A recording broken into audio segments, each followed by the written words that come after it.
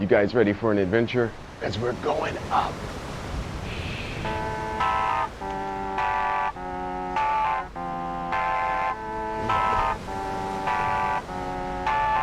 If you look closely, you'll see something that shouldn't be here. Here's a clue. It wasn't that shark. Developers tried to build a beach paradise here, but it failed spectacularly. This isn't sci-fi. It's real, and it's abandoned. But why is it hiding on a nude beach? I'm just playing. But it is on a nude beach. I traveled the world looking for the strange and beautiful places that most people never get to see, really. If you want to explore the real stories behind hidden gems just like this one, hit that subscribe button so you don't miss the next adventure. Alright, so let's see why a potato chip millionaire built this thing in the first place. Standing below this massive concrete stem, it feels less like a house and more like a relic from a forgotten civilization. But this wasn't built by them aliens. It was built by a man who made a fortune in potato chips. If it's supernatural, it's Bell. This is the Bell Pavilion. The locals call it the Mushroom House. And to understand why it's stuck down here at the bottom of a 300-foot cliff, you have to look up. Way up. Back in the 1960s, Sam Bell, an heir to the General Mills fortune, lived at a summer home at the very top of this cliff. But for Sam, the view from the top just wasn't enough. He wanted to be in the view. So what do you do when you have money to build? What could you create on the inside? In 1968, he hired architect Dale Nigel to build something impossible, a guest house that could withstand earthquakes, crashing waves, and the rugged elements of the Pacific. You'll never see anything like this built again along San Diego's coastline. Dale designed this space-age bungalow to look like part of a rock formation itself. But here's the kicker. There was no road down here. So how did they get to the party? Come along and you'll see. Well, they didn't walk, that's for sure. They rode. You see those tracks up there? That used to be a 300-foot electric tramway. Imagine hopping down a cable railroad with a counterbalance on a mountainside, riding down the cliff face to your private beach lair. I mean, it sounds glamorous and all, but apparently it was terrifying. The ride was bumpy, hot, and this thing was constantly breaking down. I was reading that some of the workers even walked off the job because building this tram was so dangerous. You guys ready for an adventure? Because we're going up.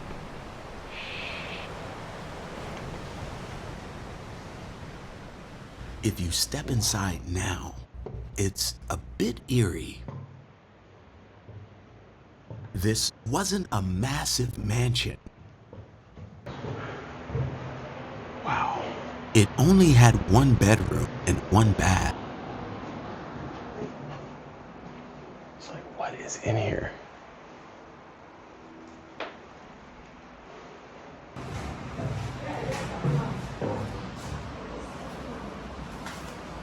Hold on, because in a few moments, we're about to go back in time. It's a sauna. It can hold 6 people very comfortably, and it's a unique sauna in that it has a window to the outside.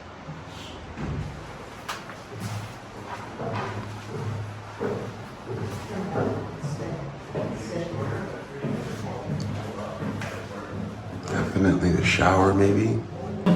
is the combination bathtub and shower. And this can hold 2 or 3 or 4 people.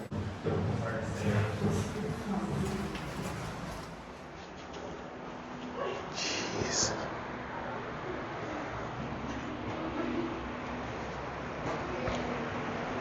Hi. Oh, wow. Look at that. That's the master bath.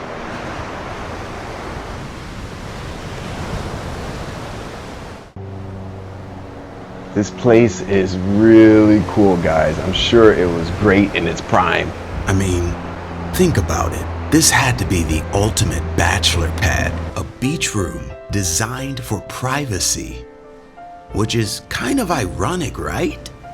Considering what was happening outside. So why build a house on a nude beach? Trust me, we'll get there. All right, so this is the master bedroom.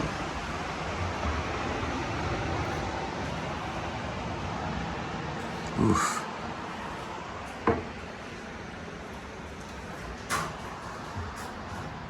Somebody got busy in here.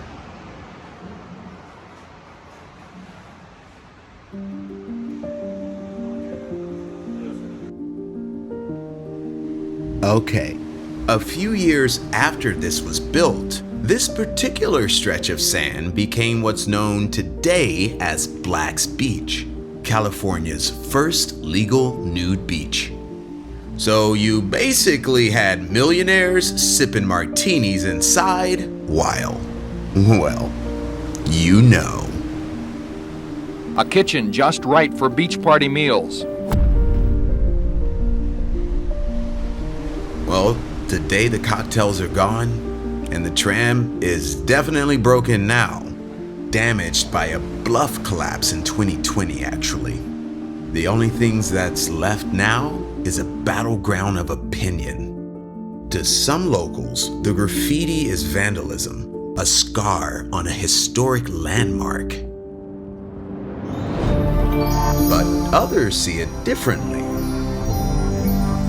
They see a canvas, a giant mural, evolving with every new artist who treks down here. It's definitely dangerous down here though. The cliffs are unstable. Rocks fall constantly.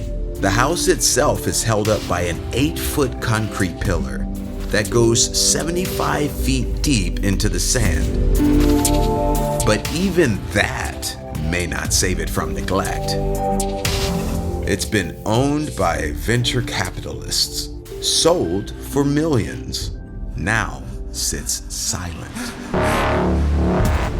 I'm stuck on emotional planet. Freezing a moment in time. So far out here and all alone. When the future looked bright, strange, and bold. Subscribe right now if you want to see more hidden gems just like this one. Thanks for watching, beautiful people.